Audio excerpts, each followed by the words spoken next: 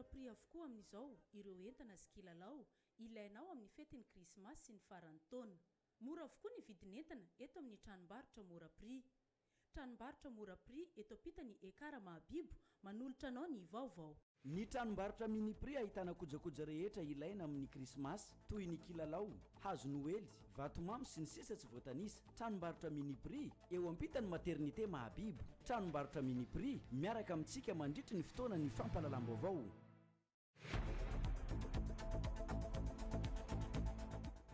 Lehilahy iray 5 taona no toby andrano hita faty teny amin'ny faritry ny bord de la mer iny ny maraina teo.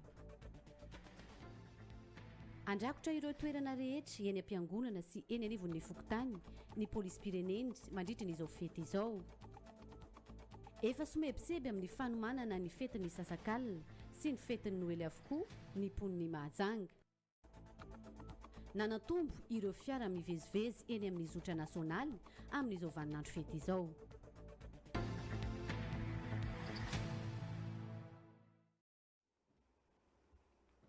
Manolotra ny fiarabana ho antsika rehetra izay manaraka ny radio telenakay amin'ity atoandro ny talata 7 Desambra 2024 ity. Atao anatin'ny fotoana ny fampalalam-baovao manasana ampanajana mba anaraka izany hatramin'ny farany. Anomboantsika ny fotoana dia ny zavanisy teny amin'ny bord de la mer ny Mahajanga ny maraina teo nahitana fatin'ny olona izay fantatra fa dobo andrano ny alina lasa teo teny amin'ny bord de la mer ny Mahajanga. Teny antoerana ny mpitandro filaminana avy anivon'ny gendarmerie pirenena ny tompon'andraikitra avy anivon'ny BMH eto Mahajanga ary ny mpiara-miasa akaiky amin'izy ireo dia ny fikambanana TVHFB ity farany izay niantoka ny fitondrana ny razana any an-tokantrano. Hoarantsika ny fanampanjavana makasika n'izay zavanisy teny amin'ny bord de la mer ny Mahajanga izay. Sy mba tanteraka tsy nisy nahafantarana azy itsony ity lehilahy 5 taona dobo andrano teny amin'ny faritry ny bord de la mer iny.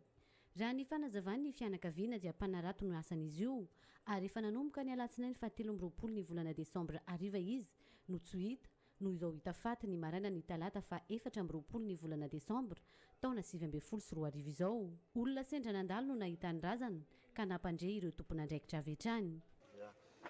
Ngamba ny misy lehilahy anankiray hitantsika faty taty amin'ny boro sahabo eo amin'ny 5 taona eo. Ny fahitana azy hatramin'izao aloha tsika miteny izao dia misy ny singa ahitana n'le hoe atoboana zany hatramin'izao fa mbola mitohy ny fanadihadiana amin'izany rehetrarehetra zany fa hatramin'izao tsika miteny izao zany dia atoboana zany hoe dobo tao anaty rano sempotra ny rano na fahatenen'olona io. Ny misy ny ratra mahazo eny amin'ny tarehany zany hoe lanin'ny biby anaty rano zany izy ireny misy koa voadona ny vato zay zavatra nandona azy tany anaty rano tany zay natonga n'ireny ratra hita reny aloha hatramin'izao izay teo misokatra ny fanadihadiana eto moa dia efa manafatra efa kaikaiky zao ny faran'ny taona manafatra ny tsirairay mba hitandrina fa tokana ny aina indrindrandrindra atsika na ny anaty rano na tia tanety amin'ny fisotroana alcool sy ny tariny satria amin'izao faran'ny taona zao no fanaovantsika karazany hoe abus ka dia eto zay dia manentana mba samy hitandrina daholo ny rehetrarehetra amin'izao faran'ny taona zao. Efa tonga teny an-toerana tamin'ny fotoana nahitana ny razana io ihany koa ny fianakaviany. Niantrana teny an-toerana ihany koa ny mpitandro filaminana avy ao anivon'ny gendarmerie pirenena nanao ny fanadihadiana. Ny avy ao anivon'ny fikambanana ny TVHFB kosa no nandray an-tanana ny fitondrana ny razana. Izay ny zavanisy teny amin'ny bord de la mer ny Mahajanga ny maraina teo. Anizantsika ny fotoana ny fampalalam-baovao amin'ny ity atoandro ity dia miompana tanteraka amin'ny fankalazana ny fetin'ny Noely izay ho ankalazantsika rampitso eo amin'ny fitandrona ny fandriampahalemana sy ny filaminana. Polisy manodidina ny 700 mahery no aparitaka eto an-tampon-tanàna ny Mahajanga isana izay fandriampahalemana izay anisany ametrahana azy ireo indrindra amin'ireo toerana fen'olona eto an-tampon-tanàna ny Mahajanga. Hoarantsika ny fanampanazavana. Polisy miisa 700 no iparitaka manerana ny tanàna ny Mahajanga mandritra izao fetin'ny Noely sy ny faran'ny taona izao. ho rakitra azy ireo avokoa raha nanio alina manokana ireo fiangonana rehetra sy eny anivo ny fokotany tsirairay avy hoentitra amin'ny fanaraha-maso ny tanàna sy ireo olon-dratsy ny mpitandro ny filaminana. Ny voalohan-teninay moa zany dia ny resaka fandriam-pahalemana ihany. Sahala ny fanao isa-taona moa zany tonga ity ny farataona dia ny tonga ny fetin'ny krismasy sy ny bonane. Ny mpitandro ny filaminana dia ao anatin'izany police nationale dia tsy manao ambanin-javatra ny ahafahan'ny olona manao fety amin'ny foa fiain'ny fahatoniana, saina milamina ary vatana salama. Ka dia izahay dia manome toky ny vahoaka ny Mahajanga fa hanao izay tratry ny herinay amin'ny fampandriam-pahalemana ny tanàna ahafahan'olona manao fety milamina eto amin'ny tanàna ny Mahajanga. Ka ao anatin'izany misy ao aloha ny FIPA, ao koa ny commissaire central izay manatevin-daharana n'izany. Ny momba ny androany ny krismasy moa zany dia mazava fa ho fenona mpitandro ny filaminana ny toeram-piangonana rehetrarehetra sy izay toerana ahitana olona maromaro sy izay toerana elakelan-trano eritreretina fa mety hampisy problema amin'ny resaka fandriam-pahalemana. Eo amin'ny 700 eo nisan'ny polisy izay andrafitra ny tanànan'ny Mahajanga manomboka androany dia mitohy izany ary ohatran'izay koa ny amin'ny taom-baovao na bonane zany dia ohatran'izay ihany koa ny fomba fiasanay andavanandro. Ka eto zany zay dia manamafy hatrany hatrany ny fiaraha-miasa amin'ny vahoaka ny fokon'olona satria zava-dehibe ny fiaraha-miasa. Raha misy zavatra tsy azoazonareo any anelakelan-trano any amin'ny fokotany misy anareo any dia aza misalasala manatona ny mpitandro ny filaminana fa vonona zay andray ny indraikitray ny amin'izay. Mitandrona moa dia mazava araka ilay teniko teo mila manao fety milamina antsika rehetrarehetra amin'izao faran'ny taona zao. Saotra to. Tsy hanavahana fa samy andray anjara amin'izany fampandriana fahalemana izay avokoa na ny avy ao anivon'ny FIP na ny centrale ary ireo polisy rehetra tsy ankanavaka ho isy ihany koa ny fisafoana izay ho atao. Izay mahakasika an'iny fa lafim-baovao mahakasika ny fankalazana ny fetin'ny Noël hatrany no an'izantsika ny fotoana amin'ity atoandro ity. Efa feno ny olona mifamezivezy eny an-dalambe rehetra eny hividy ny zavatra ilaina ao anatin'izao fankalazana ny fety izao. Ankoatr'izay hita ihany koa fa misy fitohanany fifamoivoizana amin'ireny toerana ahitana mpivarotra maro ireny. Izay rehetra izay no marika fa tafiditra ao anatin'ny fankalazana ny fety tanteraka ny mponina eto Mahajanga. Misy ny fanadihadiana nataon'ny mpanao gazety mahakasika ny zava-misy eny amin'ny tsena eny.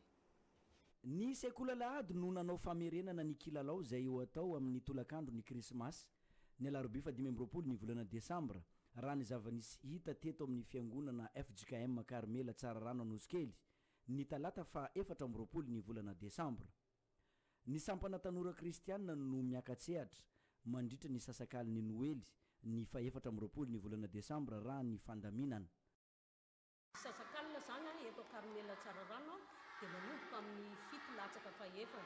Ny tanora kristianina zany no tompona anjara amin'ny fanaovana kilalao fankalazana fa ny fiangonana manomboka amin'ny 7 latsaka fa 9 dia rehefa rava ny tapany voalohany fanompoako vavahana dia manomboka ny fampisehoana izay ataon'ny tanora kristianina. Araka ny fanomanana izay ataony zareo ao dia ny tantara Jesosy ray manontolo mihitsy no averindreo amin'ny sasakalina io. Efa miomakomana tsy misomebosebo zahay amin'izao fotoana izao manomana amin'ny vatomamy mamerina ny tsenjery sy ny hira ny ankizy dia samy efa mandamindamina ny rehetrarehetra. Feno tanteraka ny fandaram-potoana ho an'ny fiangonana FJKM Karmela Tsararano Anosikely amin'ny alarobia 5 ny volana desambra andron'ny Noely manomboka amin'ny 7 sasany maraina ny fotoam-pivavahana raha ny fanazavana. Ny rapitso maraina krismasy indray dia miditra amin'ny 7 sasany ny fotoam-pivavahana. Be dia be ireo zaza tao batisa mahatratra teo amin'ny 7 ny ariva indray ny sekolalahady no manatanteraka ny fankalazana amin'ny alalan'ny tsenjery sy ny hira. Izay fandaram-potoana eto Karmela Tsararano dia manasa antsika rehetra ho tonga. Misy fiovana manokana tokoa satria aorian'ny fotoana zany zao dia misy ny fizarana vatomamy teo ihany koa fizarana ho an'ireo mahantra amin'ny fiangonana fizarana sakafo mba hiara-misakafo toy ny olona rehetra koa izy ireo.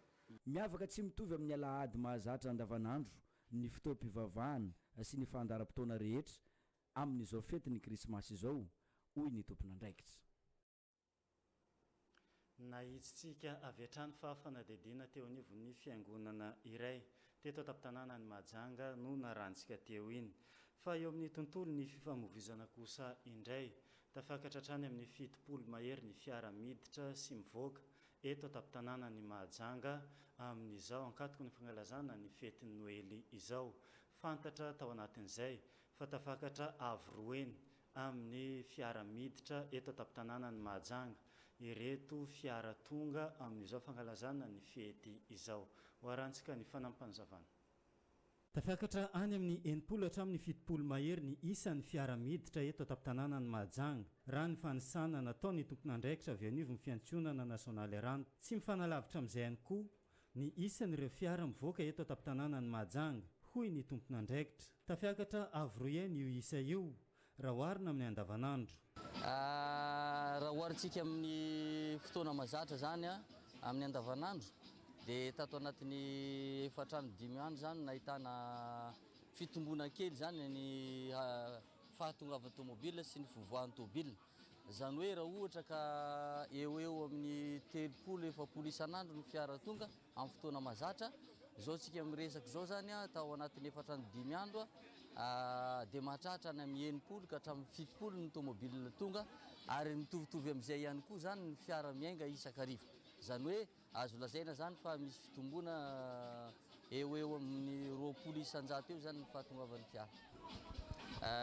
Raha oharintsika zany tamin'ny herintaona tahaka izao zany ny fahatongavan'ny olona sy ny fivezivezen'ny olona dia azo resahana zany mbola tamin'ny herintaona zany no nahitana olona betsaka kokoa, fa mbola tsy fantatra aloha alohan'ny fahatongavan'ny faran'ny taona angamba ny mety hitombo indray le izy.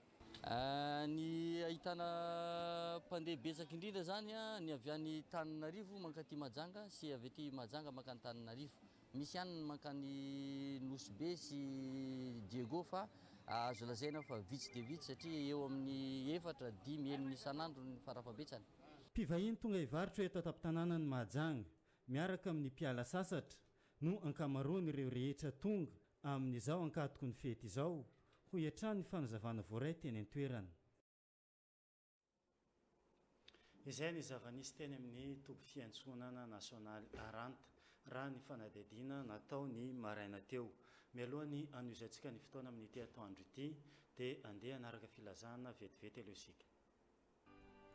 Filazana manjo amin'ny alahelo lehibe no ilazainay aminareo avana sy tapaka sy namana rehetra efa nodimandry anio fa 4 ny volana desambra taona 2024 ny ava malalanay Rakoton'Andrasana William na i papany Kati teo amin'ny fa 4 taonany.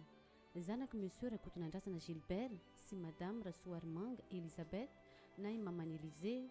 Ny razana dia andrasana ao amin'ny trano mireniny ao Fiofio secteur 1 avaratry ny Zama. Ny fandevenana kosa dia atao raha ampitso ariva amin'ny rohora any amin'ny croisement Bonamary. Ialana tsiny ho an'izay tsy tratranso noho ny afen'andram-peloatra.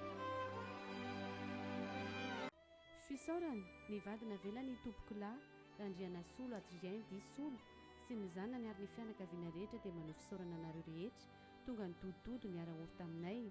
Andriamanitra ray be fitiavana ny amalosoa anareo rehetra, mbola ialana tsiny ho anareo izay tsy tratranso noho ny afen'andram-peloatra, ny fiangonana FLM Tsaramadroso, ny ekara Victoire Rasoamanarivo, ny sekoly 7 Georges à Tsararano, ny sekoly Arc-en-Ciel, ny masera Saint-Maurice Ambondrina, ny mpiara-monina ao Atsararano ambony, ny mpiara-milalao baolina rehetra, ny mpiara-mivarotra rehetra, ny commune urbaine ny Mahajanga, ny fiangonana Pentecôtiste Mitambatra Mahavoky Atsimo ary ny ekara Mahabibo. Jehova no mpiandry tsy hanan-java-mahory ao.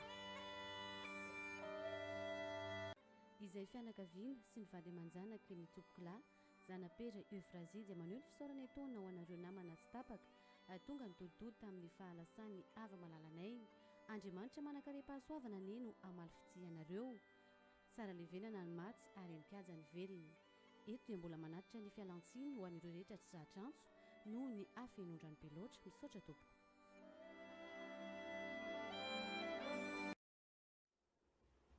Izay mahakasika n'ireny filazana izay narantsika teo ireny fa mbola ho averina eo ihany, fa fa misy ny fanadidina nataony mpanao gazety ny maraina teo mahakasika ny tsenan'ireo vidiny akoho amam-borona eny amin'ny toeram-pivarotana eny. Raha ny fantatra treto dia tsy mandeha ny tsena raha ny fanadidina natao teny an-toerana.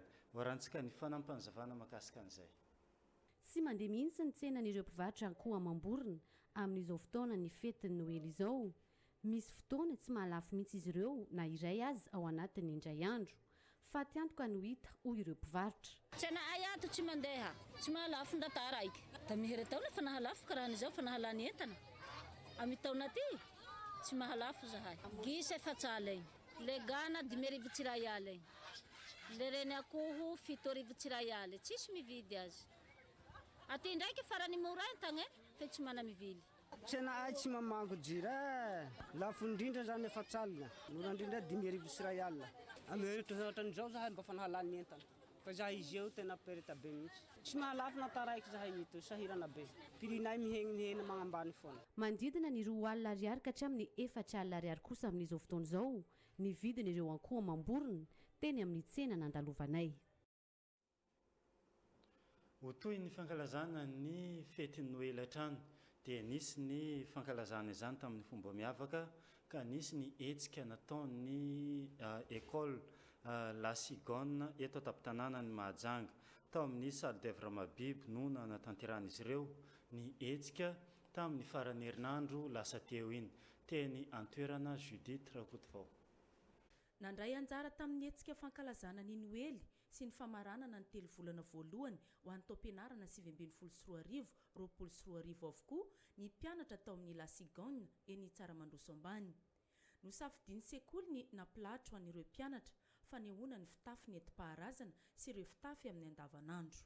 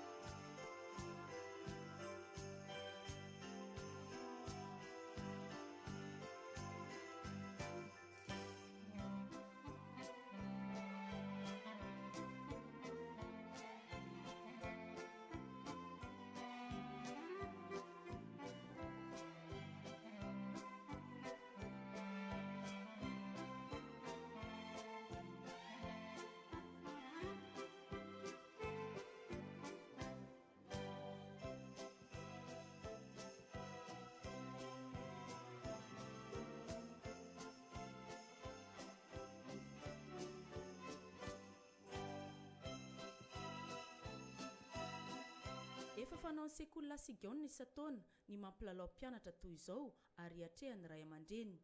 Atao foana izay mampiavaka ny hetsika isan-taona. Isaky ny volana desambra ohatr'izao moa dia natokana ho an'ny ankizy andro natokana ho an'ny ankizy isaky ny desambra ohatr'izao zany dia manao fety foana ny école iarahana amin'ny école rehetrarehetra moa zany en général. Anisan'izay eto amin'ny La Cigogne izay nisafidy ny andro androany le 21 décembre nanaovanay ny fety toy ny fanaonay isan-taona dia manao fety toy izao foana izahay mba malifaliana ireo ankizy kely zany, ireo ankizy majinika. Eo ihany koa ny goûter de Noël satria miaraka amin'ny fetiny anay ny goûter isan-taona aloha izay dia manao misy mystère foana ary matetika dia ny ankizy lehibe zany no ampanaovina an'ilay izy nefa tamin'ity taona ity zany dia nampanaovina daholo ny ankizy rehetra avy any amin'ny crèche ka hatramin'ny moyenne section. Izay anisany mampiavaka ny La Cigogne moa izay fananana crèche garderie izay anisany mampiavaka anay satria manala fasairanana an'ireo reny indrindrandrindra miasa ivelan'ny tokantrano zany. manala ny fahasahiranany ray aman-dreny ny sekoly Sigona amin'ny ankapobeny amin'ny fitaizana nyireo zazakely manomboka amin'ny enim-bolana. Mitoy izany na ao anatin'ny fotoam-pialan-tsasatra azy isika izao. Zay zany atreto aloha dia zaza latsaky ny 5 taona ny ao aminay enim-bolana amin'ny farany kely indrindra ny crèche garderie. Zay zany mampiasa ny expression française zay zarina dia mbola kely zany ny zaza, zay ny conversationay atao aminay na dia ao amin'ny crèche garderie ary dia efa zarina amin'ny teny français ny ankizy kely, anisan'ny mampiavaka anay. Niaraka tamin'ity hetsika ity koa ny goûter de Noël ka niara-paly ny ankizy rehetra.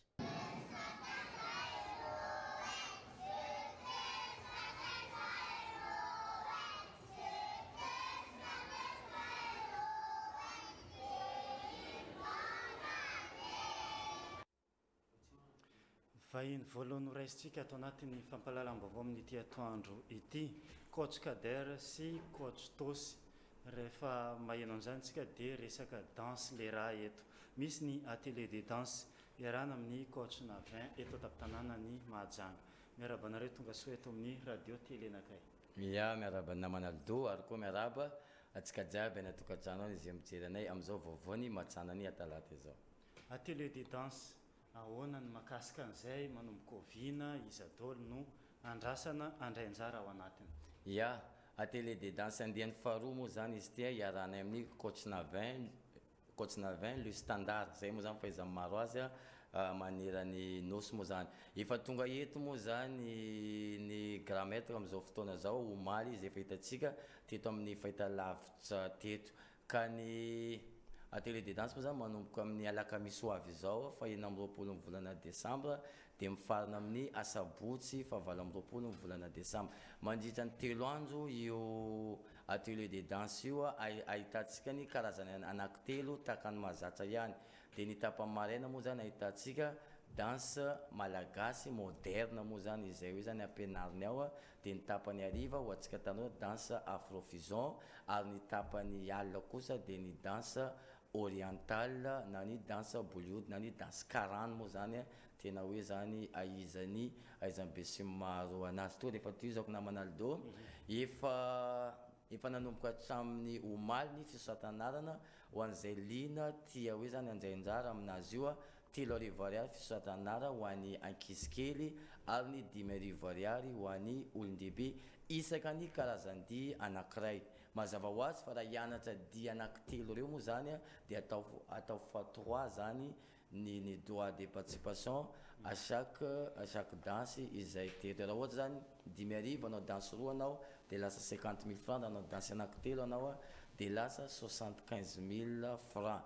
Tsara ho marina ihany koa moa zany fa ny toerana anaovantsika ny stage io dia ny tapany maraina sy ny après-midi moa zany ao amin'ny grande salle jeunesse sport etsy ampitan'ny bois sacré, fa ny alina kosa dia any amin'ny hôtel Les Rousses Rouges no anatanterantsika anazy.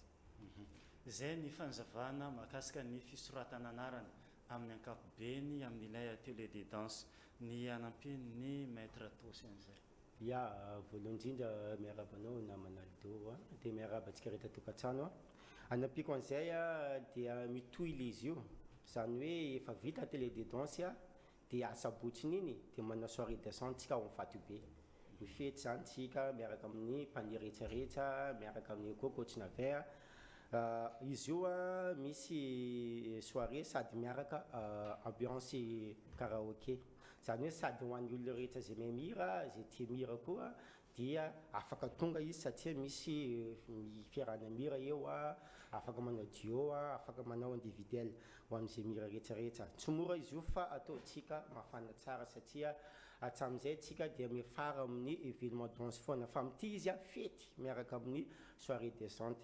Tapitra na sabotsy le 28 mitohy indray izy aladiny iny izy atao ana place, zany hoe ny corée rehetrarehetra zay vitantsika amin'ny atelier de danse dia ataontsika tournage izy iny vaveo, ataontsika CD dia ho fampizarana ary misy hoentina 20 any amin'ny niveau-ny national.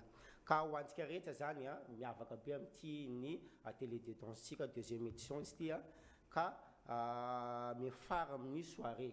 Io zany amin'ty samby fankahita daholo tsika fety kely amin'io, antso koa moa fety vao maika tsara le izy ka dikan'izay a miantso antsika zany tsika rehetra miantso ho an'ny mpandia na olo dehibe na ny ankizy na zaza koa afaka tonga ihany satria izy io atao ho an'ny daholobe amin'le asabotsy le 28 izy io ao amin'ny Vatobe ary tonga de fahitsiko foana fa misy vidibidirana le izy a 5000 ariary ny fidirana tsotra ary ny fidirana invitation a 25000 francs 25000 francs io a 25000 ariary 25000 ariary 25000 ariary izy io a miaraka amin'ny sakafo amin'ny Vatobe moa misy menu sakafo amin'ny Vatobe tena tsara mina sakafo ianao amin'izy io a mastable entin'ny ankizy entin'ny vacances zay tonga ao amintsika vacancaire koa ka dikan'izany dia ariny fotoanantsika le 28 asabotsy amin'ny manombonomboka amin'ny efatsy any izy io na midimy tsika fa manam balance dia mitongava alohan'izay zay olona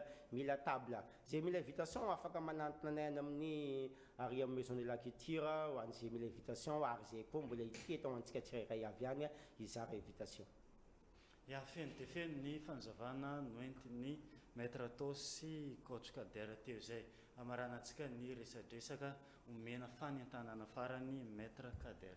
Ia misaotra anao Aldoa amaranantsika anazy angambany a toy androany ariva amin'ny farany fisoatanarana ao amin'ny tranobe kolotsaina ao amin'ny maison de la culture amin'ny 3 ora ka hatramin'ny 9 ora ariva betsaka moa zany ankio maraina tonga tao moa zany isoatranara nefa mbola tsy ampy vola anazy fa milakamisy fanomboan'ny stage izy vao afaka mitondra zay fanambola zay tsy manina zay tongava misaotranara androany satria voafetra ho zay ny raisina 50 zay misaotranara voalohany ihany ka tongava nareo na mitondra avance fotsiny fa mandria na ny toerana dia milakamisy fanomboan'ny stage zay vao fenonareo izay vola zay tsy mampanina fa raisina soma tsara zany anareo tongava fa ny coach Navin moa zany efa eto Mahajanga vonina ny mefafampo atsika manomboka amin'ny lakamisy moa zany stagentsika amin'ny 9 ora maraina fotoanantsika rehetra ao amin'ny grande salle ny jeunesse et sport misaotra atsika rehetra. Ia dia ankasitrana ianareo nitondra ny fanazavana mahakasika ny atelier de danse dia ihany koa ny soirée izay hoentina amaranana an'izay atelier de danse izay ho antsika eto an-tampon-tanàna ny Mahajanga mankasitraka anareo ny vahiny teto amin'ny radio télé nakay. Izay ny amin'iny fanomezantsika ny fotoana dia akim-baovao mahakasika ny fankalazana ny fety Noely hatrany nisy ny hetsika nataon'ny gendarmerie pirenena eto an-tampon-tanàna ny Mahajanga momaly tolakandro ity hetsika ity izay tafiditra indrindra ao anatin'ny fankalazana ny fety Noely teny amin'ny toby ny zandary Mahajanga be no nanaovana izany hoarantsika ny fanampanazavana. Natomboka tamin'ny fotoam-pivavahana firaisam-pinoana ny fankalazana ny Noely ho an'ny gendarmerie pirenena eto Mahajanga ny alatsinainy 13 desambra tolakandro teto amin'ny toby colonel Jean Philippe. Nampiavaka ny hetsika tamin'ity taona ity koa ny fandraisana anjara n'ireo tanora zanaka zandary tamin'ny fampisehoana. Toy ireo zanaka malagasy rehetra moa zany dia nankalaza ny andron'ny Noely ny zanaky ny zandary eto amin'ny tobiparitry ny gendarmerie pirenena aty Mahajanga. Izany rehetra zany dia natao toy ireo zanaka zandary rehetra. Raha ny Antananarivo moa zany dia efa omaly no nitanterahana izany etsika eto Mahajanga zany dia tanterahana an'io. An'io zany no fotoana izay entina ankalazana ny fahaterahan'ny mpamonjy amin'ireo zanakitsika ireo ka dia mifaly izy ireo ary misy hafatra ihany koa moa zany dia ny finiavana sy ny fanajana ny ray aman-dreny izay nomena an'ireo ankizy ireo ary indrindra ny fametrahana ny tena sy ny fiainana amin'Andriamanitra mandrakariva. Misy hatrany ny fahatserovana ny zanaky zandary maty teo am-perinasa amin'ny fotoana toy izao ho hatrany ny komandiny gendarmerie pirenena eto Mahajanga. Fanaontsika isa-taona dia misy foana ny fitsonjovana ny zanaka zandary Kamboty satria amin'ny taona ohatran'izao zany dia misy ny fanomezana atao izay miainga avy any amin'ny sekretera mpanjakana sy ireo lehibe sajokajiny izay mamangy any Arivomamo zany ny gendarmerie pirenena.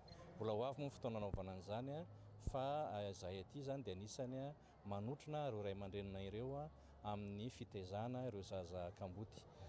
Tsara-pahatsahivana moa fa isa-taona zany isam-bolana dia misy latsakemboka alohan'ny zandary tsirairay ho fanabeazana an'ireo zaza Kamboty ireo ary mangarahara ny fitantanana amin'izany zavatra rehetra izany. nandray anjara tamin'ny fampisehoana avokoa ny zanaka zandary isaky ny sampana eto tamin'ny Mahajanga. Tonga teto koa i dadabe Noely ny Zara Vatomamy.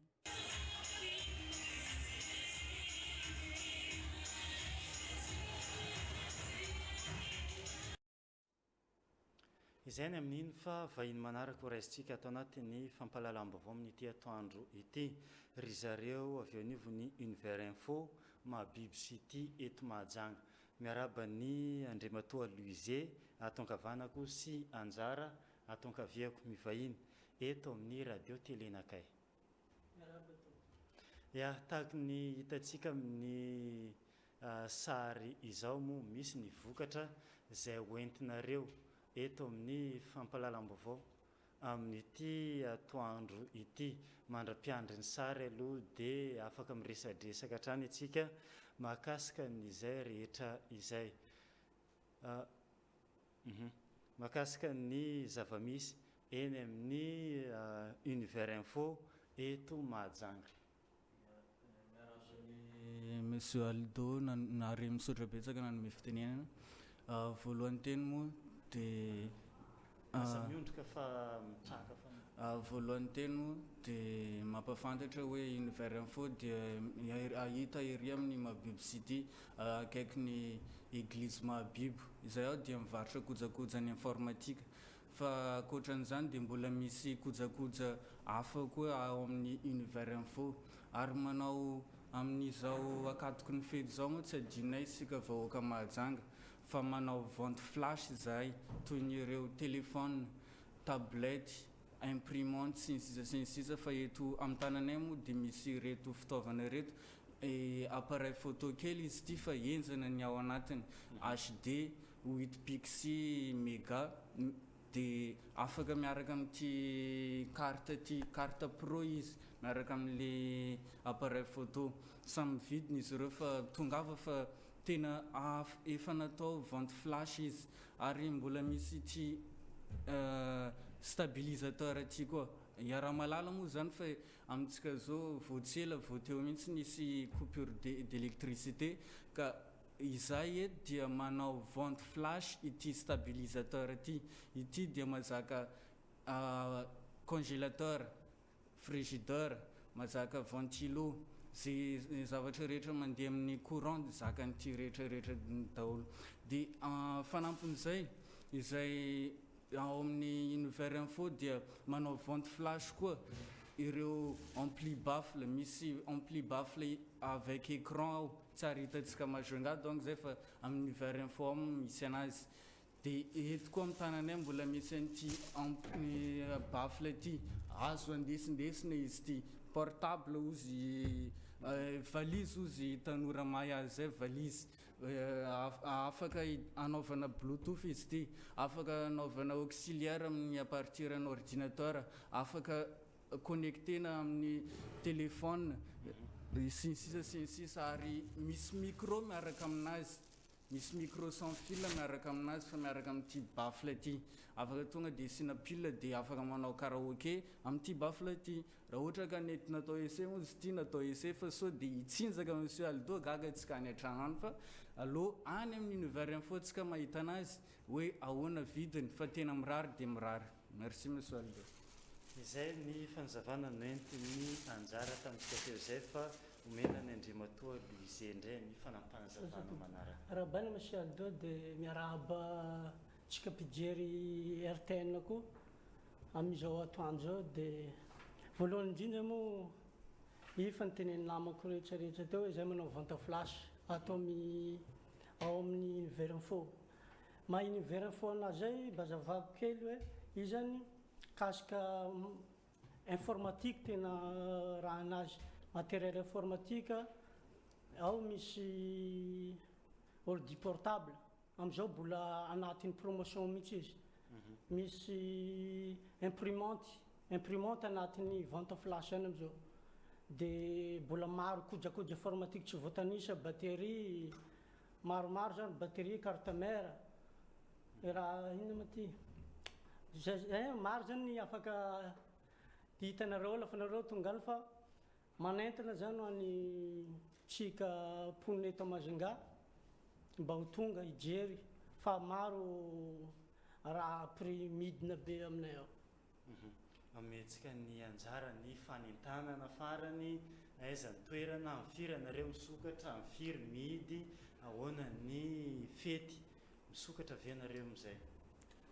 Ia, mbola misaotra ny fitenena Misaldo. Eto moa faranana amin'ny fanentanana le izy ka manentana antsika vahoaka fa amaray fa fety ko mitongava androany amin'ity bafla ity.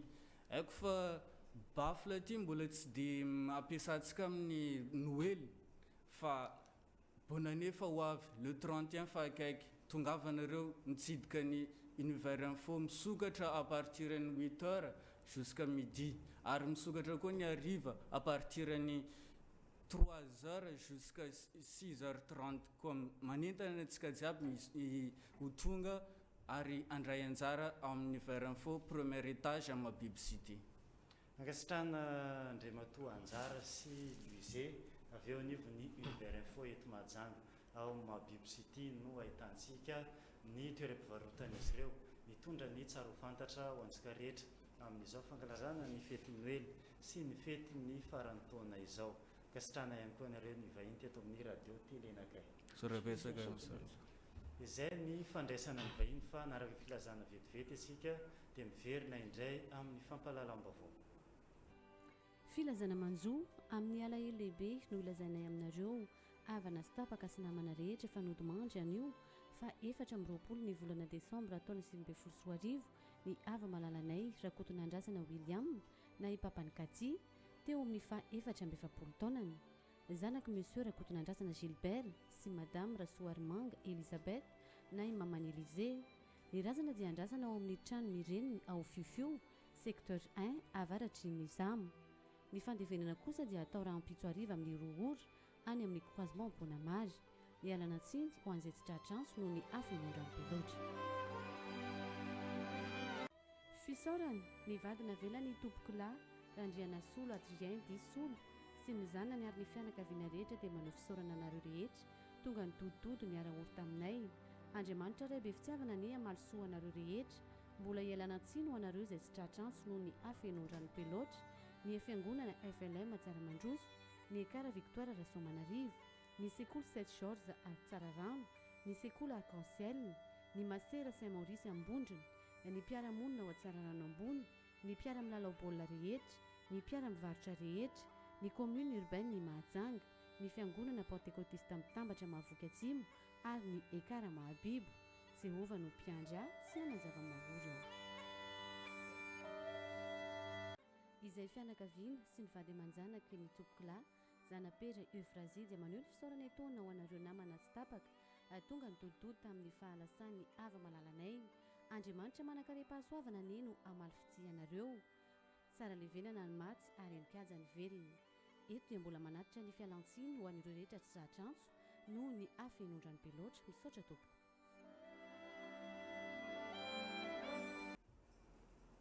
Izay makasika n'ireny filazana ireny fa misy ny fanomezana natolotra ny orinasa Somapesy eto Mahajanga ho an'ireo zaza izay tezaina ao amin'ny centre fanomezan-tsoa Mahavoky. Teo ihany koa ny fanomezana ho an'ireo olona traham-pahasembanana eto an-tampon-tanàna ny Mahajanga. Ho mahalalatsinainy avokoa no nanaovana ireo hetsika rehetra ireo ho an'ny orinasa Somapesy. Hoarantsika ny fanampany vary fotsy, trondro, menaka ary kilalao. Ireo no fanomezana natolotry ny orinasa Somapesy eto Mahajanga ho an'ireo zaza mirenireny tezaina ato amin'ny centre fanovozan-tsoa Mahavoky. Natambatra teto ihany koa ny fanolorana fanomezana an'ireo olona manana fahasembanana mivondrona ao anatin'ny fikambanana. Etsika efa fanao ny orinasa Somapesy isan-taona ny mijery ny ara-tsosialy sy manampy ny olona sahirana toy izao. Dia amin'izao asaramanitra izao dia faly ny Somapesy manolotra fanomezana ho an'ny mpiara-monina. Ny Somapesy tsy nataovitsy ny hoe amokatra dia mijanona ho tombotsoany fa manana ny tamberina ndraikitra izay tokony verina amin'ny mpiara-monina. Izay ny antony safidianana tamin'ity taon'ity an'ireto centre anankiroa reto dia misy ny fanomezana toy ny vary, menaka, kilalao ho an'ny ankizy dia zavatra maro samihafa.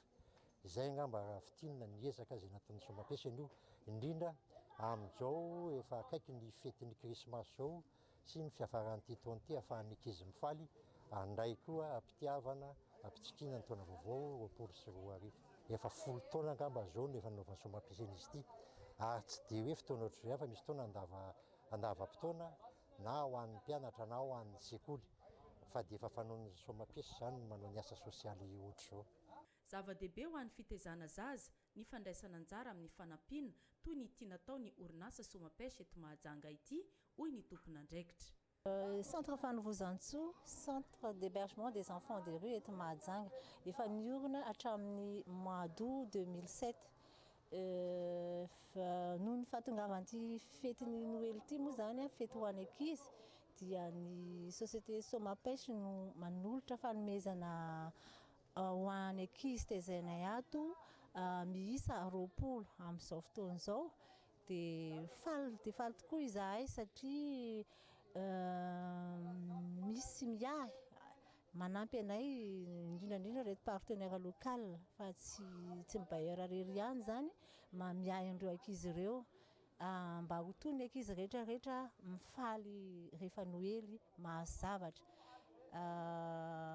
Mbola veriko etona fa mbola mamerina fisaorana amin'ny fitafitafy koa izahay ary mbola manantena ny fitozan'ny fiara-miasa eo amin'ny société Somapesy na izy rehetra malala-tanana eto Mahajanga mba hanampy anay mitaiza an'ireto zaza reto isan-taona.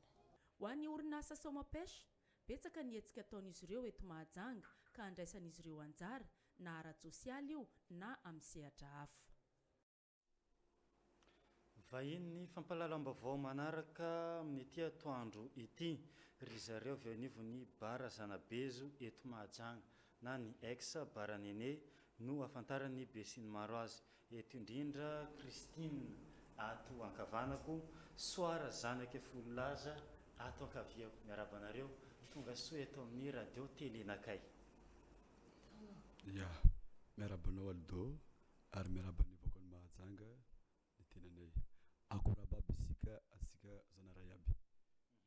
Misy ny hetsika izay ho karakarainareo amin'ity anio ity ao amin'ny bara Zanabezo ex bara Nene omena ny soara avy hatrany angambany satria izy no anisan'ny mpanakanto andray anjara ao anatin'izay hetsika izay ahoana ny fanomanana ahoana ny mety ambiance amin'ity hariva ity. Ya nitoetoetsin'ny ambiance ary nitoetoetsin'ny fetsika androany nataony avaka satria krismasy le andro agnatin'ny krismasy zay krismasy sambatsy atsika rehetra ho atsika Majunga zany natokana Zanabezo hoe izy ny tokony ampisomatsika ato androany mba hampafampana le fety soara nalaindreo ao ke dikan'izay miaraka amin'ny soara zay Aldo mafampana ke eto mareo Zanabezo agnazavazava mikasikasika hoe ahoana ny tsakitsakindreo fa tsy de idirany soara izy ave nakay magnafana fety karakory fahavononana amin'ny ambiance. Donc enjikinay zao hitanao vonona tsara Aldo ary hitan'ny Majunga hoe vonona soara tsisy raha tokony atahorana zany kasi zay manomboka amin'ny firy ianareo miakatra. Ya ny fiakarana eo angamba amin'ny fito soara fa tonga eo fa ny ambiance-tsika amin'ny valo dikan'izay raha fa mipetaka jiaby raha fa milaminy olo avy ambiance fa midontsika ka osa mafana atsika amin'io miaraka amin'ny soara. Christine ahoana ny fanomanana ny boisson rehetra ny fanarana ny fandriampahalemana eo ivelany ahoana ny parking sy ny sisa. Amin'ny fitenenana dia faly miaraba ny Aldo voalohany indrindra dia faly miaraba antsika rehetrarehetra any an-tokantrano any.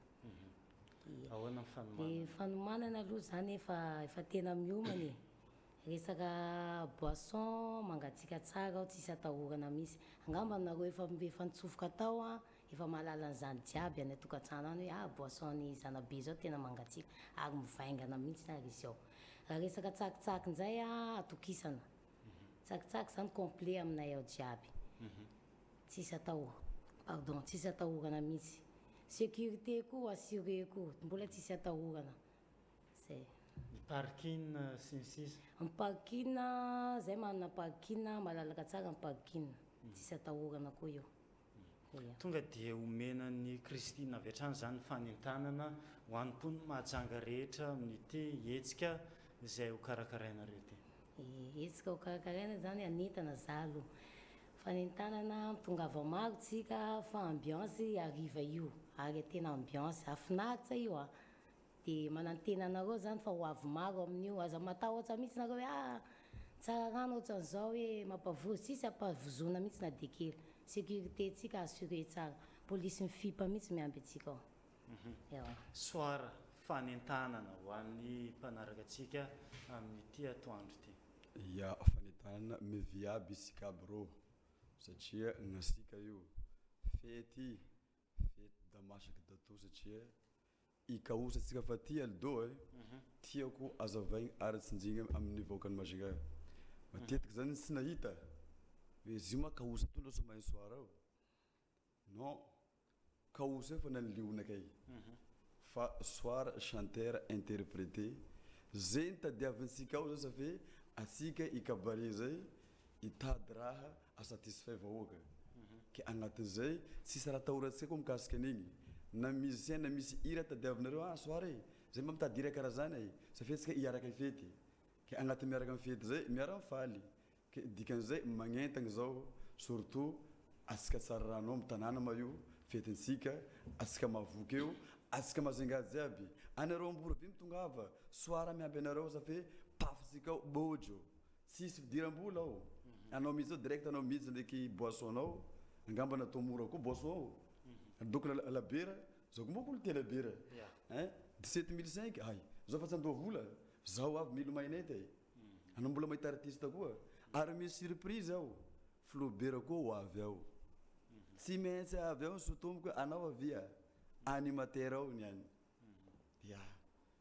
dia ankasitrahana Soara sy madame Christine avy anivon'ny bara zanabe zoety mahajanga mitondra ny tsara ho fantatra amin'ny hetsika izay ho karakarain'izy ireo nity arivan'ny 7 Desambra 20 sy 20 ity. Mankasitraka anareo ny vahiny teto amin'ny radio Telenakay. Ok, merci. Izay ny fandraisana ny vahiny fa ho any amin'ny fokotany ny abattoir atsika amin'ity vaovao manaraka ity nirongatra indray ny tsy fandripahalemana tato anatin'ny fokotany abattoir tato anatin'ny andro vitsivitsy izay indrindra amin'izao fankalazana ny fety izao misy ny fanadidina nataony mpanao gazety teny an-toerana mahakasika ny zava-nisy hoarantsika. Vakitrano roa no nitranga teto amin'ny fokotanin'ny abattoir Marovato vakiparitra faharoa efa ho 2 herinandro lasa izay na averezana telefôna na ny finday io tsy fandriam-pahalemana niseho io etsy ankilany manao ny ataony ihany koa ny mpanendaka eto amin'ity toerana ity raha vao ariva ny andro efa manomboka ny asa tsy fandriam-pahalemana hoy ny vahoaka. Tena manadary mihitsy izy eto tsy karaha taloha nanjara tena tsy afaka miboaka rivariva zao zanaka anakay natakendreo tamin'ny tany anarany tany voatsela zany même pas 1 mois tovolahy maromaro groupe mandeha manendaka zaza boaka l'école zay eto amin'ny tanàna eto tamijotso mandeha bazary izy koa fa partir à 9h30 fa tsy azonay atao zany surtout hoe mandainday sac kely na telefony amin'ny tanana raha vaindreo ke tena resaka vakitrano moa zany aminay teto ndraiky aloha zany tsy dia hoe nanadary ohatra le vakitrano fa le fangalagana manendaka aty zany tena manadary eto. Tsy famindriam-pahalemana insécurité amintsika Majunga eto efa tsy mifidy fokotany intsony efa tsy mifidy fokotany intsony satria na fokotany milamina Salamanjasoa Marovato l'abattoir efa tsy milamina intsony zany amin'izao fotoana izao indrindra moa tato misy orana misy kotroka reny amin'ireny no tena fanarorotandreo ny tena mahagaga ny vahoaka koa amin'izao fotoana izao ny patrouille ohatra efa tsy miditra couloir intsony ka zay zavatra mba angatana amin'ny mpitandron'ny filaminana ho anareo tompony andraikitra amin'ny fanjakana hoe mba alefasy ny patrouille mba hiditra amin'ireny couloir reny fa ny mpanao ratsy tsy hivoaka eny an-dalambe ireo fa tsy maintsy amin'ny toerana mangingina salan'ireny ny andatovandreo ka fa nanadary tena tsy mampinontsony tsy mampinontsony zava-misy amin'izao fotoana ka io mba angatana koa fitondram-panjakana mba hanangana orinasa mba hiasan'ny tanora mba hialana amin'ny zavatra rehetra ratsiratsy mety fiantraikany amin'ilay fiainana amin'izao fotoana. Tranga misy tato Marovato abattoir moa zany le amin'izao fotoana izao ny olona hiantso vonjy olona hiantso mpangalatra efa tsy mahatsara tsony ny olona satria mpangalatra efa tsy tanam-polo tsony efa entindreo ka ny zava-misy zany dia eo amin'ny izy aloha azo lazaina hoe halatra tsotsotra telefôna na ny télé zay zany tena anandreo fa reo moa zany tsy dia hoe mampijaly n'le tompotrano ntsony fa mialatra andreo foana zany no ataondreo ary le fanaroandreo ataondreo tato ato amin'le kotroka iny vitsina monko ny olona mivoaka amin'iny tena mampatanjaka andreo ka manomboka zao atsika tokony ho mailomailo raha vao misy an'izany kotroka zany tokony tsy voamaika tory fa mba hitsikitsikilika ny tokotany fa amin'iny ireo no manaroroatra miditra tsy mamaiky trano. Raha ny fanazavana voaray teto an-trany takiany vahoaka ny anaovana fisafona any anatin'ny fokontany izay ataon'ireo mpitandron'ny filaminana hamerenana amin'lohan'ny indray ny resaka fandriam-pahalemana eto Mahajanga. Izay ny amin'iny fa vahiny manaraka ho raisintsika amin'ity atoandro ity marksphone eto ataptanànany Mahajanga miaraban'ny Max izay tonga soa eto amin'ny radio telenakay. Miarabana amin'ny Aldo ary miarabana koa ny voaka Mahajanga tsy vaky volo ny botika marksphone. Ya tahaka ny afantarana ny marksphone moa dia ny fivarotana ireo finday vaovao izay fantatra hoe amin'ny hika farany misy ny arrivage vaovao eo aminareo omenana avy hatrany angamba ny fanazavana mahakasika n'ireo karazana finday izay efa hitantsika eto amin'izao fotoana izao. Ia makasitraka raha manaldo ary izay ihany koa moa no antony tena tongavana eto ampafantana an'izay ataontsika hoe arrivage sy telefôna izay omenan'ny mpanjifa ao anatin'ity fetin'ny krismasy ity. Ny mora indrindra na manaldo ny Android eo aminay eo dia 4,000 ariary. Tsy mietikety mola izy fa tsara dia tsara izay telefôna izay amin'ny vidiny 4,000 ariary. Ity Wincode kosany dia amin'ny vidiny 5,000 sy 5,000 ariary. Misy mémoire d'application izy ity fa tsy misy mémoire interne namanay Aldo. Ity kosany dia Sony Xperia izy ity manana mémoire 4Go amin'ny vidiny 7,000 ariary. Kely dia kely sy ny stockinay fa dia avonosonjay ho anareo izay mankafy an'izay Sony Xperia izay. Ity ihany koa dia misy Sony anankiray namany anteo iny ihany fa Sony Docomo izy ity fa tsy Xperia indray. Mana mémoire 16Go izy ity ary amin'ny vidiny 800,000 francs na 160,000 ariary monja. Alcatel mana mémoire 2Go izy ity. Alcatel tsy hoantoso izy fa Alcatel fotsiny amin'izao amin'ny vidiny 7,000 ariary izay efa tena mora dia mora satria dia remise hatrany amin'ny 35% iny Alcatel iny.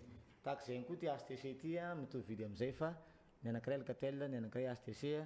Misy moa ny olona samy manana ny marque izay mahafinaritra azy sy mahazatra azy kokoa no mampiasa izay rehetrarehetra izay.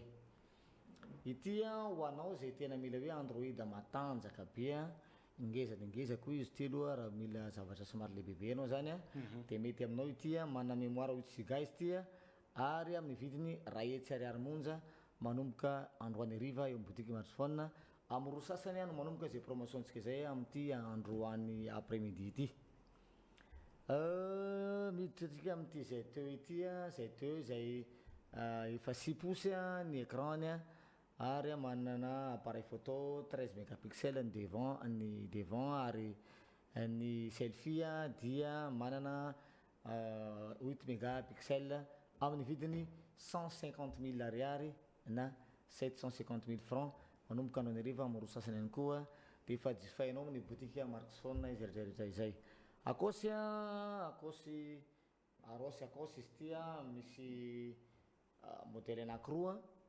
Ny anankiray manana mémoire 16Go afaka ampiasainao multimédia, afaka ampiasainao application. Ity anankiray ity misy ny appareil photo-ny dia 13 mégapixels avant arrière ary somary kelikely natokana ho an'ny vehivavy angamba ty couleur ty raha zany no mijery azy fa mety misy ihany koa lehilahy mankasitraka mankaty an'izay couleur zay amin'ny vidiny 150,000 ariary monja. Ity indray dia mémoire 16Go ihany koa fa application indray no afaka ampiasainao le 16Go ao anatiny amin'ny vidiny 550,000 francs na 2,000 sy 2,000 monja amin'nomboka androany hariva izay akosy izay. Izy ty ozy ateo dia application ihany afaka ampiasainao amin'ilay 16 fa mampiasa carte mémoire anao zany raha misy zavatra hafa ilainao azy. reto namanaldoa ilay mezo zay tena ikafariny angamba raha telefona amizay refasahantsika note 2 misy note 4 ihany koa ao fa izy ty dia amin'ny vidiny 220 000 ariary manomboka arariva amin'ny roa sasany. Mana mémoire 16 giga izy io ary 13 mégapixel ny appareil photoany. Ireto la Itel anankiray amo ny etiko eto fa misy karazany maromaro ny Itel atsika misy A16, A33, P13, P15 nefa dia nampitovizina aby koa ny vidiny amin'ny vidiny 250 000 ariary na 1 250 000 francs monja eo amin'ny boutique smartphone apitany Hôtel de Ville ny Mahajanga misy azy na eo akilan'ny district Mahajanga voalohany. Ireto akosy Docomo reto kosany Docomo azafady fa tsy akosy ity raha ity dia misy empreinte digitale zany hoe amin'ny tanana. Manana mémoire 16 giga izy ty ary 13 mégapixel avant arrière ihany koa ny appareil photoany. Raha ianao zany mijery sary amin'ity na selfie na maka sary dia ohatra mijery miroir anao na mijery fitaratra fa tsy ahitanao grain ozy izy mijery télé na hitanao petipetina nata mony amin'ny soranao tsy hitanao amin'ity. Ka ty zany dia amin'ny vidiny 220 000 ariary manomboka arariva eo amin'ny boutique smartphone. Ity raha ity indray dia empreinte ihany koa fa amin'ny maso indray izy ity. Fa resako teo izy ity tamin'ny fakomaly ary dia mbola hoentiko eto ty telefone ity. Ity dia afaka jifainao amin'ny vidiny 270 000 ariary na 1 350 monja eo amin'ny boutique smartphone na Manaldo manomboka arariva amin'ny roa sasany. Ya fanentanana farany ary amin'ireny vokatra rehetra izay hoentinareo ho an'ny Mahajanga reny. Fanentanana angambany sady miaro fanazavana kely ihany ny boutique smartphone ozy aho teo dia ampitany Hôtel de Ville misy anazy zany hoe mahita chapiteau menamena be zay nareo eo dia misy ohatra hoe boutique smartphone. Izay mividy telefony aminay mbola ny 3 ariary dia mbola omena fanomezana na ianao mampiasa briquet dia mahazo fanomezana briquet laser zay ianao tongava fa dia ho zarainay ho anareo izay mividy telefony mihoatra ny 3 alina sy 1 ariary. Ny boutique smartphone ihany koa Manaldo amin'izao fetin'ny Christmas zao dia manome fanomezana ho an'ireo zanaky ny sahirana ny faritry ny teramena iny secteur 4 izay ho rapiso ny izaranay azy. Misy ireo fanomezana kilalao iarany ihany koa amin'ny fiangonana Pentecoste voalohany zay na Manaldo ary izay no mba vitan'ny boutique smartphone ho antsika tongava be tabe ary rapitso androany manko fa tsy rapitso androany amin'ny roa sasany hatramin'ny 9 sasany ariva no mikatona ny boutique atsika dia amin'ny 26 indray vao misy rapitso zay tsy miasa satria dia mizara izay fanomezana zay amin'izao zanaky ny sahirana. Makasitraka na Manaldo. Ankasitrahana smartphone mitondra ny tsara ho fantatra rehetra ho antsika atao anatin'ny fampahalalam-baovao ny radio telenakay amin'izao atoandro izao no entinteo ny vokatra eo amin'ny finday maro samihafa amin'ny kafarany izay tonga eo anivon'izay boutique ny smartphone izay. Mankasitraka anao. Izay ny makasika an'iny fa ho arantsika manaraka izao kosa ny hetsika nataon'ny école privée éclairage nandritra ny fankalazana ny goûter de Noël amin'izao fankalazana ny fety Noely izao. Ho arantsika. Naneho ny talentany tamin'ny fahaiza mandisy ireo mpianatra avy amin'ny sekoly éclairage Tanambasotema. Tao kosa ireo izay nanana ny traikefa tamin'ny fahaiza mihira. Ny alatsinainy 17 ny volana desambra no nanaovana ny lanonana. Tsy ny mpianatra ihany anefa fa naneho ny fahaizany ihany koa ireo mpampianatra mpanabe ato amin'ny sekoly éclairage Tanambasotema. Nisy ny kilalao maro isan-karazany natao teto ary ny fizarana vatomamy sy biscuit avy amin'ny dadabe Noely. Ny sekoly éclairage Tanambasotema efa 3 taona izay no nisiny. Misy ihany koa ny sekoly éclairage eny Antanimalandy 2 taona no nijoroany teto Mahajanga.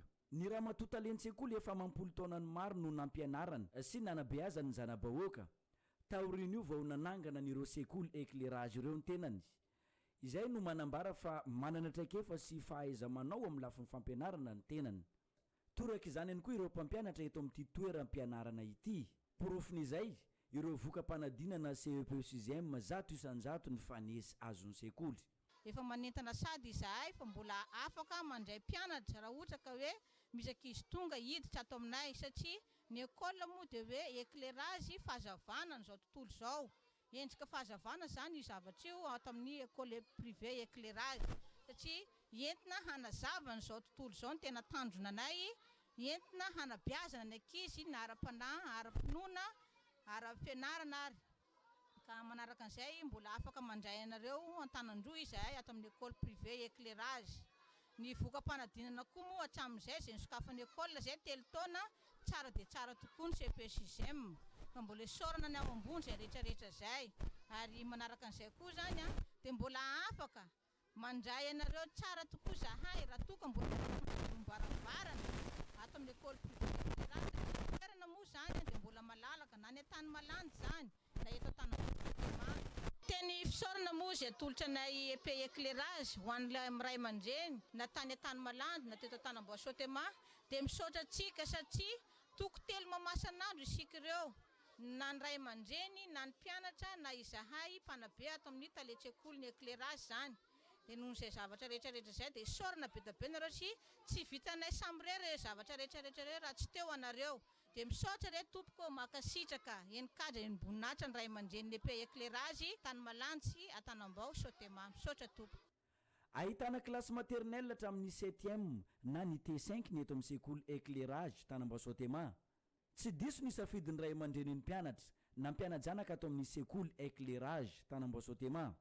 Mahafapo ny fampianarana voafehin'ny sekoly izany ary voky fahalalana ihany koa ireo zaza.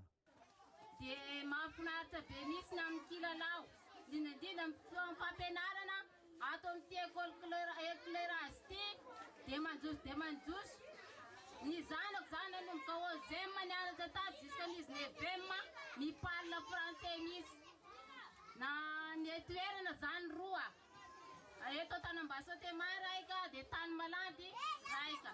Dia manaja asika na ray aman-dreny zay manana zanaka mba hampianatra amin'ity école ity fa tena tsara dia tsara misy ny école satria na dia ny goûter de nuel aza dia mahafinaritra indrindra amin'ny fiboahana amin'ilay fandehanana mandeha amin'ny pakana anay ato amin'ity école ity dia mandeha amin'ny piscine. Fa manasa asika mba hampiditra zanaka ato satria ilay zaza zany tezaina amin'ny fivavahana dia manam-pitiavana be. Ny fitezana izay misy fivavahana dia fantatra fa école mendrika hoderaina école mendrika hitehafana satria ny vavaka no lehibe indrindra amin'ny fiainasika zanak'olombelona. Kisaoranay be tokoa anareo mpanabe agnatin'ity école ity izany. Faly zahay ray aman-dreny makasitraka makapela amin'ny zava-bitanareo izay sy takatra ny sainay akory aza ny vitanareo tompoko. Mbola manentana ansika vahoaka ato Tanambao Sotema izay ambany ravikazo ato amin'ity école ity. Mahafinaritra rehavana ity école ity. Notohizana tamin'ny fizarana ny vokam-panadinana izany ary nofaranana tamin'ny goûter de Noël. Samy nahazo ny anjarany avokoa ny mpianatra tsirairay. Izay mahakasika an'iny fa andeha averina amintsika ireo filazana izay voaray tamin'ity atoandro ity. Filazana manjo amin'ny alahelo lehibe no ilazainay aminareo avana sy tapaka sy namana rehetra efa nodimandry anio fa 24 ny volana Desambra taona 2024 ny ava malalanay Rakotonandrasana William na i papany Kati teo amin'ny fa 4 taonany. Zanaka monsieur Rakotonandrasana Gilbert sy madame Rasoarmanga Elisabeth na i mamany Élisée. Ny razana dia andrasana ao amin'ny trano mireniny ao Fiofio secteur 1 avaratry ny Zamo. Ny fandevenana kosa dia atao raha ampitso ariva amin'ny rohora any amin'ny croisement Bonamage. Ny alana tsiny ho an'izay tsy tratranso noho ny afenondranobeloatra. Fisaorany mivadina velany tompokolahy Randriana Solo Adrien Disolo sy ny zanany ary ny fianakaviana rehetra dia manao fisaorana anareo rehetra tonga ny dododo ny ara-orita aminay. Andriamanitra ray be fitiavana ny amalisoa anareo rehetra. Mbola ialana tsiny ho anareo izay tsy tratranso noho ny afenondranobeloatra. Ny fiangonana FLM Tsaraman-droso, ny Ekara Victoire Rasoamanarivo, ny sekoly 7 Georges à Tsararano, ny sekoly Arc-en-Ciel, ny Masera Saint-Maurice Ambondrina, ny mpiara-monina ao Tsararano ambony, ny mpiara-milalao baolina rehetra, ny mpiara-mivarotra rehetra, ny commune urbaine ny Mahajanga, ny fiangonana Pentecôtiste Mitambatra Mahavoky Atsimo ary ny ekara mahabibo Jehova no mpiandry ahy tsy hanazava-mahory ao. Izay fianakaviana sy ny vady aman-janaka ny tompokolahy zanapera Eufrasie dia maneho ny fisaorana etaona ho anareo namana tsy tapaka tonga ny dodody tamin'ny fahalasany ava malalanay. Andriamanitra manakare-pahasoavana neno amaly fitianareo tsara levenana ny maty ary enikajany velona. Eto dia mbola manatitra ny fialantsiny ho an'ireo rehetra tsy zahatranso noho ny afy enondrany be loatra misaotra tompoko.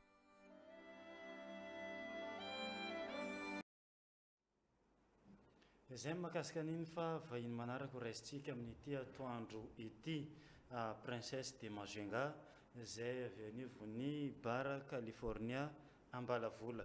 Misy ny hetsika izay ho karakarainareo amin'ity alina ity.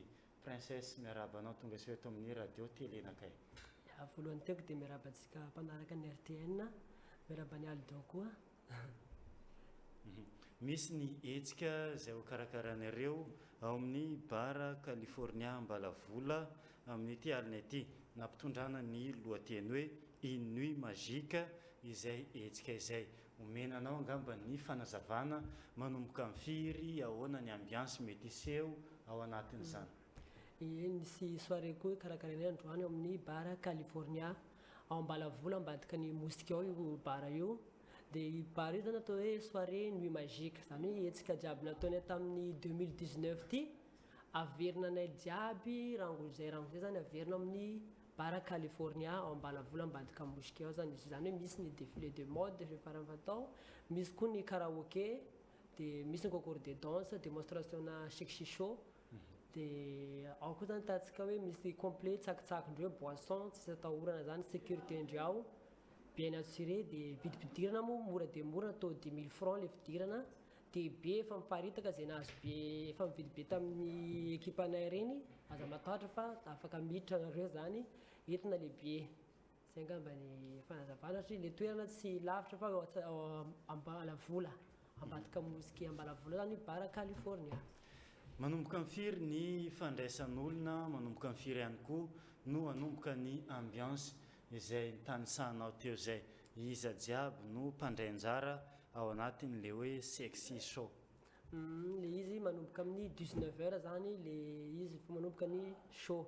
Zany hoe ohatran'ny ataontsika le mpanaraka anay hatramin'izay zany averina daholo zany le show nataonay tamin'ny 2019 re, zany hoe misy ny défilé efa natao hatramin'izay. Dia misy ny sexy show zany hoe le princesse jiaby de Magenga anatin'ny fikambahana zany miparticiper jiaby satria fa tsara fiarahantsika amin'ny fety ny soirée farany iarasana amin'ny princesse de Magenga amin'ity 2019 ity soirée io. Dia za zany no maximum ambiance zay zany zay ario anrivany. Ya fanentanana ary ho an'ny mpanaraka antsika amin'ity anio ity satria maromaro ihany ny hetsika izay andalo eto an-tanànan'ny Mahajanga. Ya fanentanana tiako tongavana dia tongavantsika maro jiaby, anareo izay la famille ami, indrindra fa anareo izay boaka tsara rano Ambalavola, dia izay nareo nahazo billet, indrindra fa anareo amin'ny Facebook. Dia manome fotoana ho an'ny DJ rehetrarehetra koa zay amin'ny DJ nariasa taminay tamin'ity 2019 ity, anareo tompon'ny bala nariasa taminay tamin'ny 2019 ity. Dia indrindra fa antsika ekipany princesse de Magenga sy nareo manaraka ny page le princesse de Magenga ao anatin'ny Facebook. Dia izay mbola vonona iarasa aminay amin'ny 2020 dia midira ao anatin'ny page princesse de Magenga io, dia gemena le izy, dia afaka miresaka antsika zany ao izay manao événement ohatra hoe bonanina fikambahana ohatran'izay, dia afaka miara-miasa tsara zay. Ya ankasitrahana princesse de Magenga mitondra ny tsara ho fantatra mahakasika ny hetsika rehetra izay ho karakarain'izy ireo amin'ny bara California Ambalavola amin'ity alina ity. Efa nisy ny fanentanana nentiny teo ihany koa ny tsara ho fantatra mahakasika ny zava-misy rehetra ao anatin'ny hetsika izay ho karakaraina izay. Mankasitraka anao ny vahiny teto amin'ny radio télé nakay. Izay ny fandraisana ny vahiny fa vaovao manaraka kosa nisy ny fampifantarana ho an'ny mpanao gazety mahakasika ny zo tokony ananan'izy ireo sy ny asa izay eo amin'ny fampiroboroboana ny zon'olombelona.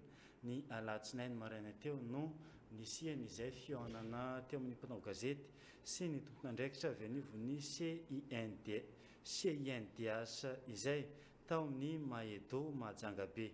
Hoarantsika ny fanampanazavana. Tsy misy olona azo enjehana amin'ny fikaroham-baovao ataony fa afaka manao fanadiadiana avokoa. Manana zohy karibaovao sy teny ankahalalana ny mpanao gazety ahafahany mameno ny zon'olom-pirenena alala vaovao.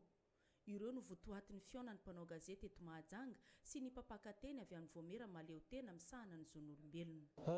Zava-dehibe ho an'ny mpanao gazety ny fampiofanana mahakasika ny zon'olombelona satria raha antsika malala fa raha tamin'ity taona ity zao dia efa ampolony zany ny mpanao gazety miakatra n'izany hoe fitsaran'izany ary zareo anivon'io lavitra ny mpanao gazety dia tsy mitsahatra ny manotrina an'ireny mpanao gazety ireny mijery an'izay fomba mety fiarovana azy dia ny fampiofanana zany aloha entina mamerina hoe ohatrany ahoana ny arifenitra amin'ny fanaovana an'izany asa fanaovana gazety zany ny resahana taony hoe déclaration ino charte de Munich tamin'ny 1/7/7 zany izay mametraka ny adidin'ny mpanao gazety sy ny zon'ny mpanao gazety dia ao anatin'io mametraka misy teboka folo zany amin'ny fanateterahana an'izay asa zay araka ny tokony ho izy.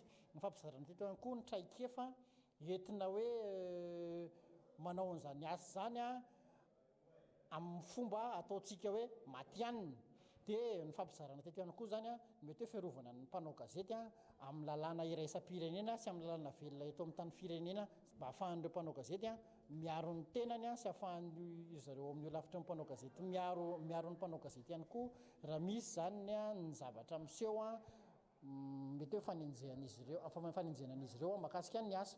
Betsaka ny zava-miseho eto Mahajanga sy manerana ny Madagasikara maneho ny tsy fanajana ny zon'ny mpanao gazety. Maro ny fitarainan'ny mpanao gazety aloha zany mikasika ny hoe source ny fahafahana mahazo vaovao eto Mahajanga.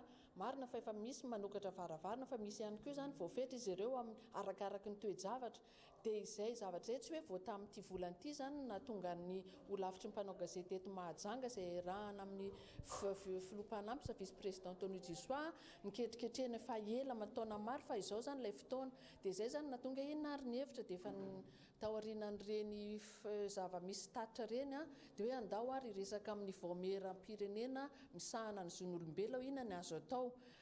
Misy ihany koa ny zavatra mahazo mpanao gazety hoe mety voakasy tanana mihitsy izy ireo na mahazo menace fampitahorana fampiororona ao anatin'ny fanatanterana ny asa dia reny zavatra rehetra ny ainantsika zany namantsika tratran'izany teto Mahajanga dia tonga ny fotoana zany dia izay no antony hoe andao ary horesahana lista. Natao teto amin'ny Mahedo Mahajanga be ny fionana ho an'ny mpanao gazety eto Mahajanga mikasika ny fampelezana ny zon'olombelona ity ny alatsinainy 13 Desambra maraina.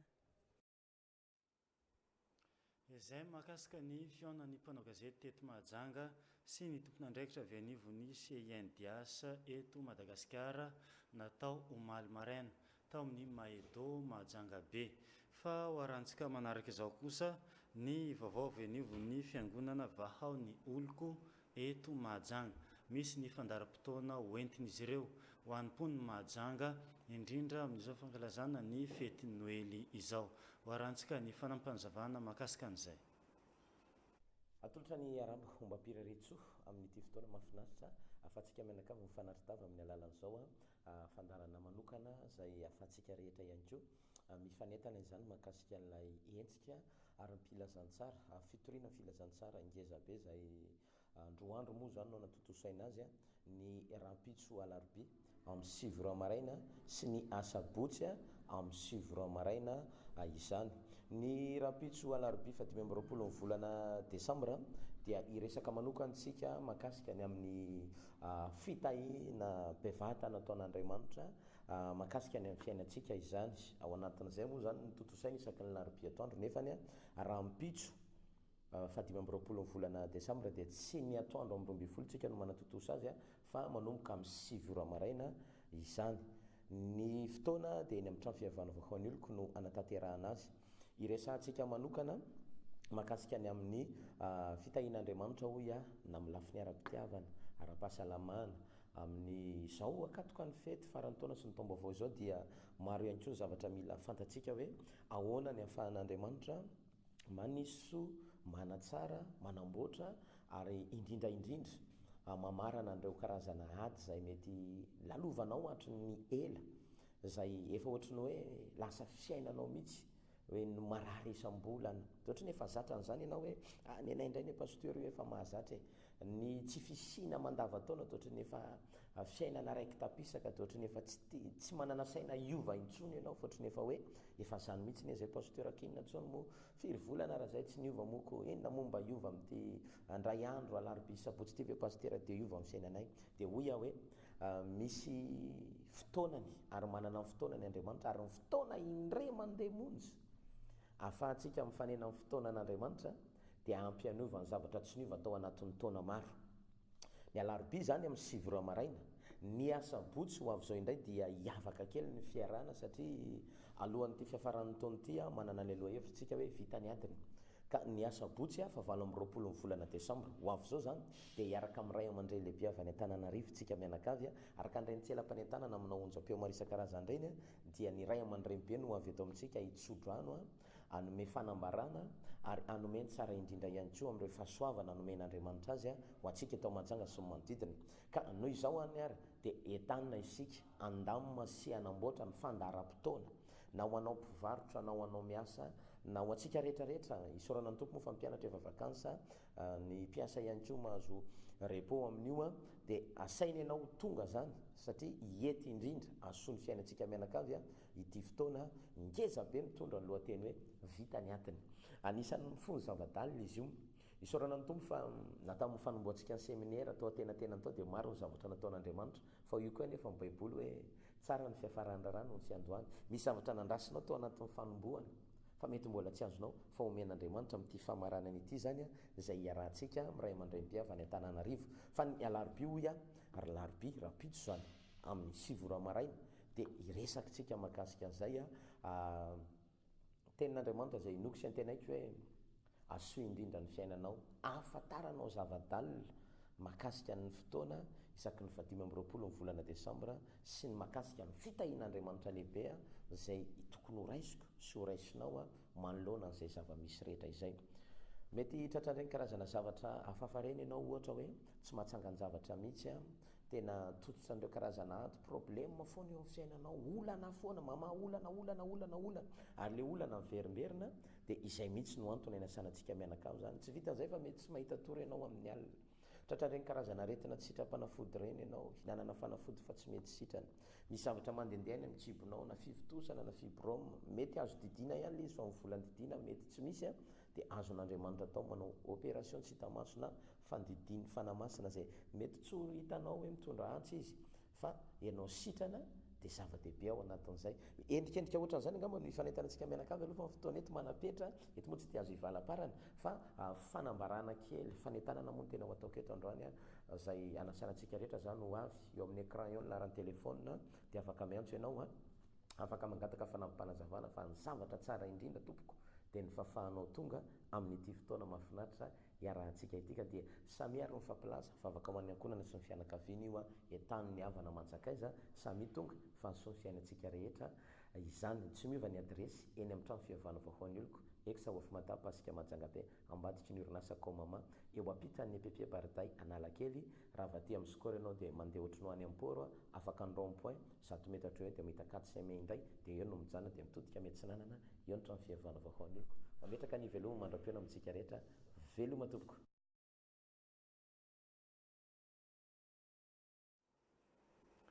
Izay mahakasika ny fandaharam-potoana avy anivon'ny fiangonana vahaon'ny oloko eto an-tampon-tanàna ny Mahajanga fa tamin'ny alahady tolakandro teo dia nanatanteraka fihaonana ny fikambanana ny fifanaovan-tsoa tsy mety eto Mahajanga tao amin'ny Les Roses Rouges no nanaovan'izy ireo zany fihaonana izany ho arantsika ny fanampanzavana mahakasika ny zava-nisy teny an-toerana. Tokokurasy tokovavy androany alahady dimansy fa 20 volana Desambra 2019 dia fotoana anatanterahany FFT fikambanana fifanaovan-tsoa tsy mety foibe eto Madagasikara sy any ivelan'ny nosy. Androany fotoana nanaovana conférence izay hihaonany président section sy ny sous-section FFT rehetra avy any amin'ny faritra Sofia izay monina eto Mahajanga. Ity fikambanana dia fikambanana manana faharetana natao hoe mandat mandritra ny 5 taogno 2018-2023 5 taogno faharetany mandat ary mijoro ara-dalàgna no miasa magnano asa indrindra fa androany no anaovana zany rencontre récréative ny fikambanana FFT Foibe zany mazava ny soro-dalana fa ny tatitra ny zavatra vita nandritra ny 2019 ny atao no sady fanatsarana ny sosialy eo amin'ny sehatra ny foko tsy mety ny manaraka zany dia zavatra tena goavana dia fananana fikambanana ny fikambanana dia manana fananana makasiky tany zaridain-kailà zay tokony tompony tsy aniriny atiny ary manentana atsika tsy ho kivy fa mbola hantsika ny tany zaridain-kailà andasy be kijanon'androna ary mbola eo ampikarakarana zany FFT ary tsy miverin-dalana tsy miverina raha tsy azo koa manentana atsika fikambanana rehetra avy amin'ny faritra Sofia FFT mba hagnampy zahay sarotry ny ady kanefa zay mitambatra vato zay misaraka fasy firaisan-kina no hery ke mahatoky zahay amitsika jiaby okagnano soroky miara-milanja tianka miara-mety tao-trano ziky tsy vitandreny asa vadirano tsy vitandreny ampio ara-kevitra zay ary ampio ara-vola fa ianareo no tokonay zay tokonareo salan'ny la mianala atsika sotra tokola makasitraka tokoko vavy meko soja be ny fitenena ka agnapiako tenin'igny président FFT zay Foibeny nisy koa fa ty fanaovantsika tsy mety ty ny sojabe raha tafara ka le mba hanagnanay parkage ho an'ny FFT ohatra njary sud-est managna io zay itondrasana le ny matinay na ny velogno fagnampin'izay ny tagno mahay sasany mahalegny mba havian'ny oragna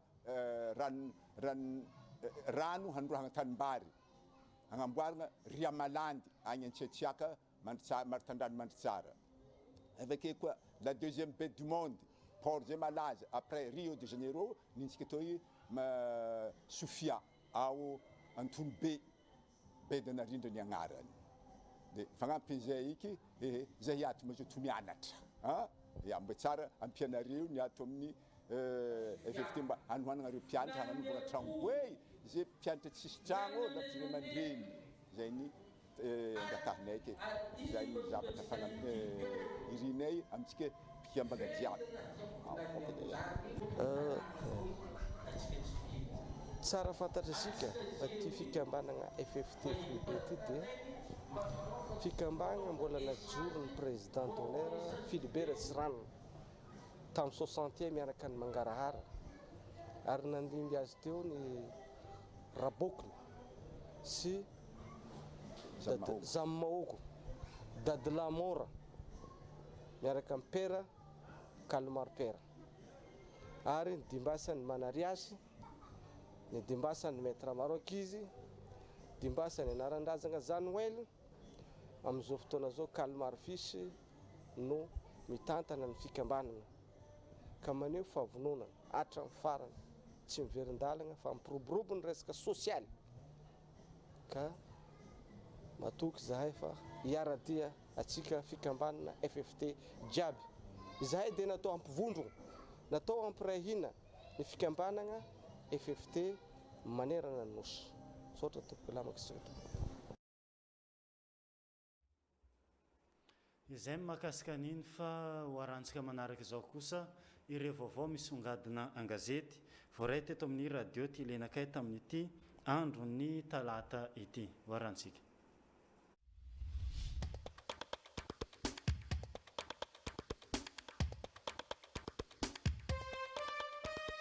ireo lohateny gazety nisongadina tamin'ny tsy andro ny talata faha-efatra amby roapolo ny volana desambra taona 2024 ho an'ny gazety taratra avy hatrany no entsika anomboana azy Nazava tamin'ny FFKM ny fanambarany gouvernement tsy hisy eto mihitsy ny fanambadiana mitovy fananahana ao amin'ny pejy faefatra no ahitantsika ny anjinjinina izay fahafatesana mpianatra mpanamory helikoptera efa natao fampitorana ny tao amin'ny akademia miaramila izay hitantsika ao amin'ny pejy fahatelo kosa voaroba ny volabe hatramin'ny vilany tratra ireo jolatelo mpanao fanafiana amin'ny tampiajina izay hitantsika ao amin'ny pejy faharoa fankalazana ny krismasy miandrandra fiatsaram-piainana ny vahoaka izay hitantsika ao amin'ny pejy fahatelo ho an'ny gazety izay zany kosa indray hita tany akodaody mpamily saika ny esorona ny masony verisaina tanteraka izay hitantsika ao amin'ny pejy faharoa fanolanana teny ambohipo lehilahy iray nidoboka eny tanymora izay mbola ao amin'ny pejy faharoa hatrany ho an'ny gazety tia tanindrazana indray kosa fanaovana kolikoly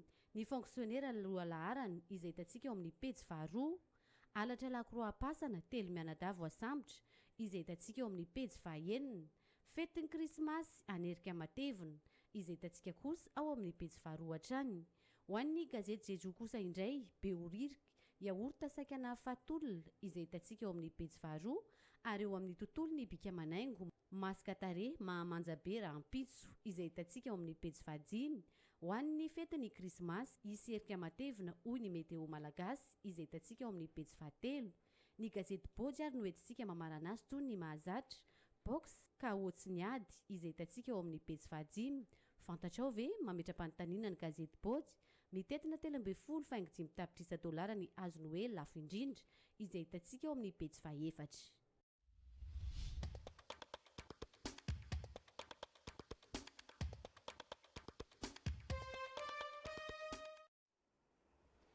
izay ihany koa no amaranantsika ny fotoana ny fampalalam-baovao teto amin'ny radio telenakay tamin'ity atoandro ny talata 7 desambra 2024 ity gasitranatsika rehetra nanaraka izany hatramin'ny farany gasitrana ihany koa ny namana rehetra teto amin'ny radio telenakay miarany salata amin'ny fampitana ny vaovao eto dia mirary fety sambatra ho antsika rehetra amin'ity 7 sy 15 desambra ity mametraka ny veloma amin'ny manaraka indray veloma tompoko ny tranombarotra mini-prix ahitana kojakoja rehetra ilaina amin'ny krismasy toy ny kilalao hazo noely vatomamy sy ny sisa tsy voatanisa tranombarotra mini-prix eo ampitany maternité mahabibo tranombarotra mini-prix miaraka tamintsika teo nandritra ny vaovao mora prix mora cahier mora prix mora entana tonga eto amin'ny tranombarotra mora prix avokoa amin'izao ireo entana sy kilalao ilainao amin'ny fetiny krismasy sy ny faran'ny taona